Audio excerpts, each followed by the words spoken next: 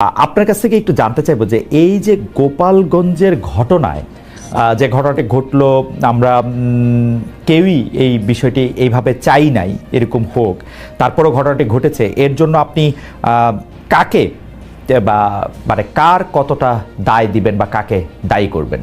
গোপালগঞ্জের ঘটনাটি তো আসলে আকস্মিক বলতে হবে এবং এটা আমাদের জন্য উদ্বেগের ব্যাপার যে একটা দল যারা জুলাই আগস্টের গণঅভ্যুত্থানে নেতৃত্ব দিয়েছে এবং অগ্রণী ভূমিকা পালন করেছে, ছাত্র জনতার হয়ে তারা প্রতিনিধিত্ব করেছে, বিগত ১৭ বছরের দীর্ঘ আন্দোলন সংগ্রামের একটা জায়গায় এসে তারা চূড়ান্ত আন্দোলনকে ধারণ করার জন্য ভূমিকা রেখেছে, জীবন বাজি রেখেছে, তাদের অনুসারীরা শহীদ হয়েছে, আহত পঙ্গুত্ব বরণ করেছে। সেই ছাত্র জনতার চেতনা থেকে তাদের যে দল এনসিপি গঠিত হয়েছে, তারা জুলাই আগস্টের গণঅভ্যুত্থানের চেতনাকে সারা দেশের মানুষের কাছে পৌঁছে দেওয়ার অংশ হিসাবে তাদের থেকে কর্মসূচি জানিয়ে দেওয়া হয়েছিল আগেই, এবং প্রত্যেক জেলায় তাদের যে পদযাত্রা বা তাদের যে কর্মসূচি, নিশ্চয়ই সেটা গোপালগঞ্জ এবং ওই সংশ্লিষ্ট বিভাগ, আমি যতটুকু জানি যে প্রশাসনকে তারা লিখিত মৌখিকভাবে জানিয়েছেন এবং তাদের অনুমোদন বা তাদের থেকে অবহিতকরণের পরেই তারা কর্মসূচিগুলো পালন করছেন। খুব স্বাভাবিকভাবেই সেখানে প্রশাসনের যদি কোনো লিমিটেশনস থাকে বা তাদের কোনো কনসার্ন থাকে, সাধারণত আমাদের বিভিন্ন সময় এটা তাদের থেকে জানানো হয়। আমি যতটুকু জানি বা আমার যতটুকু পত্রপত্রিকার মাধ্যমে সোশ্যাল মিডিয়ায় জানার সুযোগ হয়েছে, সেরকম কোনো উদ্বেগ উৎকণ্ঠা বা তাদের কোনো নেগেটিভ মেসেজ তাদেরকে দেওয়া হয়নি বা তাদেরকে সতর্ক করা হয়নি বা তাদেরকে না করা হয়নি। তাহলে সেখানে তো প্রশাসনেরই পুরো দায়িত্বটা থাকার কথা যে এই প্রোগ্রামটি সুন্দর করার জন্য, এই প্রোগ্রামটি শান্তিপূর্ণ করার জন্য, সফল করার জন্য নাগরিক হিসাবে বা একটা দল হিসাবে দেশের সাংবিধানিক অধিকার হচ্ছে তাদেরকে নিরাপত্তা দেওয়া। আমার মনে হয় প্রথম আমরা এটা বলতেই পারি যে প্রশাসন সেই ক্ষেত্রে ব্যর্থ হয়েছে। দ্বিতীয় হচ্ছে গোপালগঞ্জবাসী বলা যাবে না, গোপালগঞ্জের মধ্যে নানান মত পথ এবং ধর্মের মানুষ আছে, চিন্তার মানুষ আছে।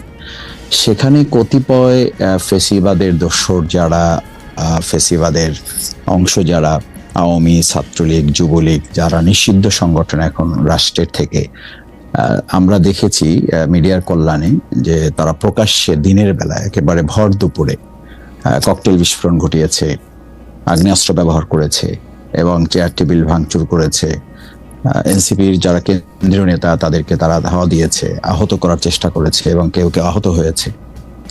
সেই জায়গায় আবার বোধ হয় যে গোপালগঞ্জবাসী বলা যাবে না, বরং সেখানকার আওয়ামী লীগের দোসর, এবং আমরা যতটুকু জেনেছি এটি সত্য বা মিথ্যা এটি এখনো প্রমাণ করা যায়নি, সেটি সরকার দেখবে। আমরাও খোঁজ খবর নিচ্ছি যে বাংলাদেশের বিভিন্ন জায়গা থেকে অনেকেই সেখানে নিরাপদ মনে করে বা সেই জায়গাটিকে তাদের একটা পকেট মনে করে তারা সেখানে আশ্রয় নিয়েছে, বা সেখানে তাদের অস্ত্র বা যে সমস্ত বিষয়গুলো তাদের ছিল ওটাকে তারা একটা নিরাপদ জোন মনে করে সেখানে তাদের কেউ কেউ আশ্রয় নিয়েছেন এবং তারাও সেদিন সেখানে অংশগ্রহণ করেছেন। সেই জায়গাটা আমি মনে করি যে এনসিপি বা যারা জুলাই যোদ্ধা হিসাবে ভূমিকা রেখেছে তারা তাদের প্রোগ্রামটি করার ক্ষেত্রে সতর্কতা অবলম্বন করেছে, কিন্তু এত সত্ত্বেও গোপালগঞ্জবাসী আমার মনে হয় তো নিশ্চয়ই তাদের সাথে ছিল, প্রোগ্রামে অংশগ্রহণ ছিল। প্রশাসনের পক্ষ থেকে যে নিরাপত্তাটা নিশ্চিত করতে পারতো সেই জায়গাটা না হওয়ার কারণে একটা পর্যায়ে গিয়ে আসলে অস্ত্রের মুখে তো সাধারণ কোনো নাগরিক বা বিশেষ করে কোনো দল যারা সাংবিধানিক জায়গার মধ্যে থাকে, নিয়ম নীতির মধ্যে থাকে, আচ্ছা এটি তো খুব স্বাভাবিক ব্যাপার নয় যে আমি যদি আইন শৃঙ্খলা বিরোধী কোনো কর্মসূচি করি, রাষ্ট্র বিরোধী কোনো বক্তব্য দিয়ে থাকি, সে ব্যাপারে কি কোনো সাধারণ নাগরিক দায়িত্ব পালন করবেন বা কোনো দলের, বিশেষ করে কোনো নিষিদ্ধ দলের অস্ত্রধারীরা কি আমার ব্যাপারে এসে আমার উপরে হামলা করবেন? এটা কি একটা মানে রাষ্ট্রের কোনো কাঠামো হতে পারে বা এটা একটা নাগরিকের সাথে আর একটা নাগরিকের সম্পর্কের প্রশ্ন না তো? যদি এনসিপি কোনো আইনের লঙ্ঘন করে, সাংবিধানিক কোনো ব্যত্যয় তারা করে, বক্তব্য তাদের মধ্যে কোনো শৃঙ্খলতা থাকে, কর্মসূচি যদি সরকারের সাথে সাংঘর্ষিক হয়, সরকার যদি সেটাকে থ্রেট মনে করে, জনগণের জন্য মনে করে, রাষ্ট্রের জন্য মনে করে, সেটা তো সরকার পদক্ষেপ নেবে। সেটা কি কোনো সাধারণ নাগরিক বা কোনো একটা দল, বিশেষ করে নিষিদ্ধ কোনো দলকে অস্ত্র নিয়ে তাদেরকে হামলা করতে পারবে? এটা কি যথার্থ? না, একদমই যথার্থ না। কিন্তু মাসুদ ভাই, আমি অসীম ভাই, এতক্ষণ আমরা অসীম ভাইকে হারিয়ে ফেলেছিলাম কোনো এক অসীমে, কিন্তু আমরা আবার তাকে পেয়েছি, সেজন্য আমরা ব্যারিস্টার অসীমকে শুনতে চাই। তো অসীম ভাইকে আমাদেরকে শুনতে পাচ্ছেন না? আমার একটা ছোট্ট অসীম ভাইকে আবার আমরা লুজ করছি, মানে অসীম ভাইকে আমাদেরকে শুনতে পাচ্ছেন এখন? এখন শুনতে পাচ্ছি, এই মুহূর্তে শুনতে পাচ্ছি। জি, না, অসীমকে রেখে আমি একটা কথা বলতে চাই যে মাসুদ ভাই, আপনি কি মনে করেন যে এনসিপির এই কার্যক্রম বা এই রাজনৈতিক কার্যক্রম, সেটি এনসিপির রাজনৈতিক কার্যক্রম সেটি সঠিক ছিল, মানে গোপালগঞ্জে যে তাদের রাজনৈতিক কার্যক্রম সেটি সঠিক ছিল বলে মনে করেন কিনা? দেখেন, আমার সঠিক মনে করা না করা খুবই গুরুত্বপূর্ণ মাসুদ ভাই, খুবই গুরুত্বপূর্ণ। কেন আমি এটা বলতেছি, মানে অসীম ভাইয়ের বলাটা গুরুত্বপূর্ণ, সেইটা হচ্ছে দলের সিদ্ধান্ত নেওয়ার জায়গা থেকে না। কিন্তু আপনাকে এবং ব্যারিস্টার অসীম ভাইকে আমি অনেকদিন ধরে চিনি, যে আপনাদের মতামত আমার কাছে এবং আমাদের দর্শকদের কাছে খুবই গুরুত্বপূর্ণ। সেই জন্য আজকে আমরা অনুষ্ঠানের সময়সূচি একটু পরিবর্তন করে হলেও আপনাদের কাছ থেকে একটু মন্তব্য শুনতে চাচ্ছি। আপনি কি মনে করেন যে এনসিপির এই রাজনৈতিক কার্যক্রমটা সঠিক ছিল কিনা, মানে মার্চ টু গোপালগঞ্জ, তাদের ওখানে যাওয়া, আওয়ামী লীগ কি করছে সেটা নিয়ে আমি আসলে প্রশ্ন তুলতে চাই না এই মুহূর্তে আর কি। এই সঠিক কিংবা ব্যাঠিক এটা নির্ধারণ করার দায়িত্ব তো আমি একজন দলের কর্মী হিসাবে বা একজন সাধারণ নাগরিক হিসেবে আমার হওয়ার কথা না। এটা দুটো জায়গা, একটা হচ্ছে প্রশাসন আর একটা হচ্ছে সাধারণ মানুষ, যাদের কাছে তারা তাদের কর্মসূচি প্লেস করছেন, তারা ঠিক করবেন যে তারা ঠিক করছেন না ব্যাঠিক করছেন। দুটো জায়গা, একটা প্রশাসন আর একটা হচ্ছে সাধারণ জনগণ। মাসুদ ভাই, আমি একটু অসীম ভাইয়ের কাছে যাই, অসীম ভাইয়ের কাছ থেকে গিয়ে আবার আমি ফিরে আসবো। আমি প্রশ্নটা একটু আপনার কাছে একটু রিস্ট্রাকচার করি। যেমন ধরেন, একটি রাজনৈতিক দল হিসাবে এনসিপি বাংলাদেশের 63টা জেলায় যাবে, 64 নম্বর জেলায় যাবে না, বা কোনো কারণে গোপালগঞ্জে না গিয়া তাদের ফরিদপুর চলে যেতে হবে বা যশোর যেতে হবে, সেটাতে আমি বিশ্বাস করি না। আমি মনে করি রাজনৈতিক দল হিসাবে তাদের সেখানে যাওয়ার অধিকারও আছে, তাদের রাজনৈতিক কর্মসূচি পালন করারও তাদের মানে তারা এটা করতেই পারে। আমি শুধু জানতে চাই জনাব শফিকুল ইসলাম মাসুদ ব্যাপারটাকে ঠিক মনে করেন কিনা, তারা যেভাবে রাজনৈতিক কর্মসূচিটা নিয়েছে, নামটা যেভাবে নিয়েছে, সেই পুরো প্রক্রিয়াটাকে সমর্থন করেন কিনা। কেন আমি প্রশ্ন করতেছি সেটারও একটা কারণ আছে। আমি একটু ব্যারিস্টার নাসিরউদ্দিন অসীমের কাছে একটু ঘুরে আসি।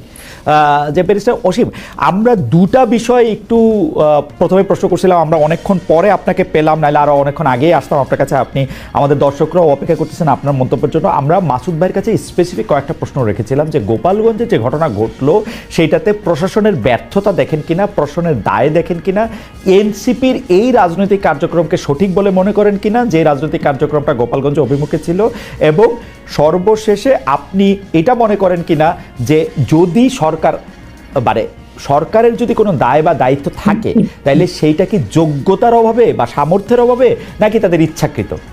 ব্যারিস্টার নাসিরউদ্দিন অসীম, আপনি যদি একটু বলতেন। আইপিতে আমরা একসঙ্গে কিন্তু সংযুক্ত হতাম ফ্যাসিস্ট বিরোধী আন্দোলনের কর্মপন্থা নিয়ে বা অগ্রগতি নিয়ে।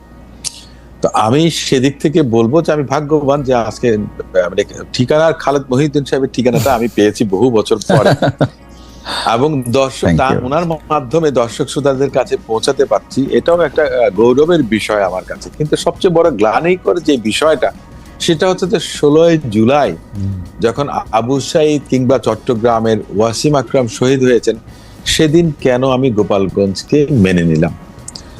আপনার মুসলমানদের কেবলা তো হলো গিয়ে আপনার সৌদি আরব, বাংলাদেশ আওয়ামী লীগের কেবলা হচ্ছে যে গোপালগঞ্জ। আমি প্রথম কথাটাই মনে করি যে রাজনৈতিক দল হিসেবে যে কোনো বড় রাজনৈতিক দল কিংবা পুরনো রাজনৈতিক দল দায়িত্বশীলতার পরিচয় যদি দেন, তাহলে তারা সব সময় অ্যাভয়েড করবেন গোপালগঞ্জের মতো একটা জেলাকে বাদ দিয়ে তাদের কর্মসূচি শুরু করা। আমি একথা বলছি না যে আমার কর্মকাণ্ড কি তাহলে বাংলাদেশে ওই গোপালগঞ্জ পর্যন্ত বাদ দিয়ে রেস্ট্রিক্টেড না।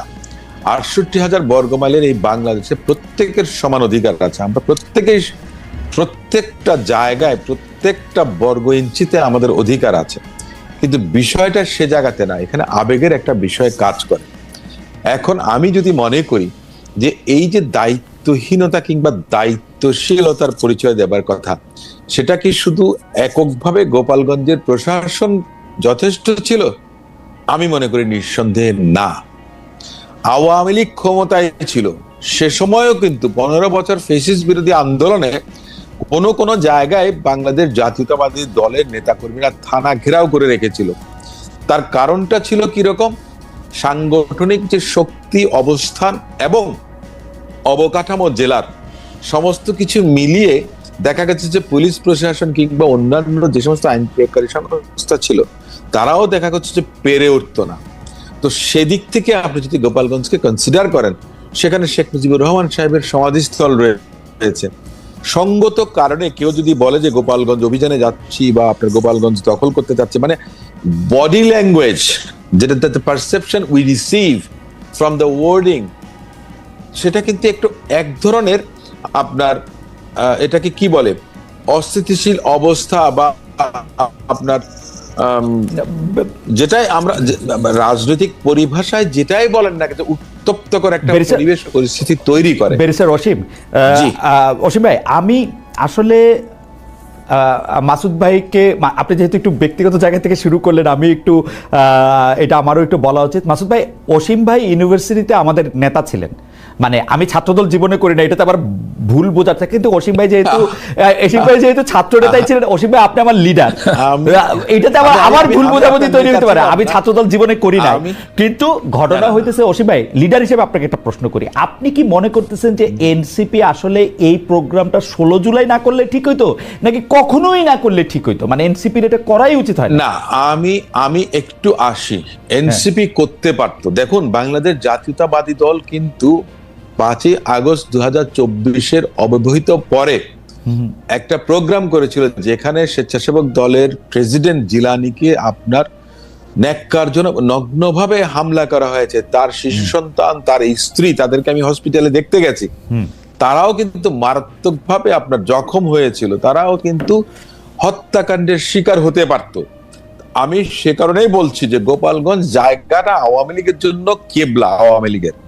তো সেক্ষেত্রে অবশ্যই এনসিপির তো অধিকার আছে যে কোনো জায়গায়, যে কোনো রাজনৈতিক দলের যে নিষিদ্ধ না, সে সেখানে যেতে পারবে। এখন আপনি যদি বলেন যে নিষিদ্ধ আওয়ামী লীগ তাদেরকে আক্রমণ করেছে, না গোপালগঞ্জের অধিবাসীরা আক্রমণ করেছে, এটা একটা বিতর্কের বিষয়, ডিবেটের বিষয়।